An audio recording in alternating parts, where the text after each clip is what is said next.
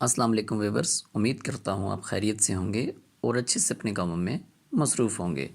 Viewers, آج جس topic پہ ہم بات کریں گے وہ ٹاپک ہے کرونا وائرس سے کیسے زندہ بچا جا سکتا ہے۔ دوستو، جس بات کا ڈر تھا وہی ہوا۔ دوستو، کیا آپ جانتے ہیں 16 مارچ کو امریکہ جیسے ملک میں کرونا وائرس کے صرف 1200 مریض تھے اور ان 1200 میں سے صرف 22 افراد کی ہلاکت ہوئی تھی۔ لیکن گزشتہ روز یہ تعداد بڑھ کر 1200 سے 1 لاکھ تک جا پہنچی ہے اور اس کے ساتھ مرنے والوں کی تعداد میں 22 سے 2000 تک اضافہ ہوا ہے۔ یوں صرف 12 دنوں میں کرونا وائرس کے مریضوں کی تعداد میں 100% اضافہ دیکھنے میں آیا ہے اور مرنے والوں کی تعداد میں 7% اضافہ دیکھنے میں آیا ہے۔ دوستو، یہ میں ایک ایسے ملک کی بات کر رہا ہوں جو خود کو سپر پاور کہلواتا ہے۔ ویورز، ذرا سوچئے، اگر امریکہ جیسا ملک جو اس قدر حساس معاملے پر پریشان ہے تو باقی ممالک کا کیا حال ہوگا۔ دوستو، اگر امریکہ کے بعد برطانیہ کی بات کی جائے تو یورپ کا سب سے جدید اور طاقتور ملک سمجھا جاتا ہے۔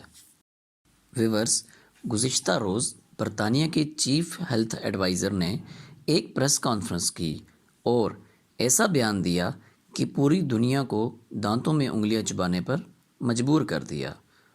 اس کا کہنا تھا، برطانیہ میں کرونا کیسز کی تعداد اتنی تیزی سے بڑھ رہی ہے کہ اگر ہم نے اس کو 20,000 اموات تک روک لیا تو ہماری کامیابی ہوگی۔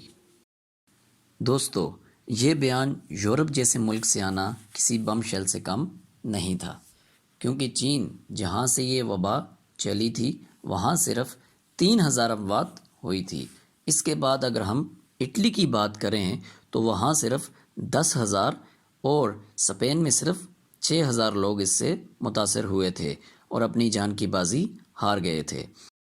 دوستو، یہ سب باتیں بتانے کا مقصد صرف یہ تھا کہ امریکہ اور یورپ جیسے ملک جو اپنے آپ کو سپر پاور کہلواتے ہیں، اگر وہ اس وبا سے پریشان ہیں تو ہم پاکستانی قوم کا کیا حال ہوگا۔ اگر ہم اس قیامت جیسی وبا سے بچنا چاہتے ہیں تو ہمیں حکومت وقت کی بات کو سنجیدگی سے لینا چاہیے اور اپنے اپنے گھروں میں محصور رہنا چاہیے۔ دوستو، امید کرتا ہوں آپ کو میری ویڈیو پسند آئی ہوگی۔ دوستو، اگر آپ چاہتے ہیں کہ میں اس طرح کی انفارمیٹیو ویڈیوز آپ کے لیے لاؤں تو میری ویڈیو کو لائک کریں اور ساتھ میں میرے چینل کو سبسکرائب کریں۔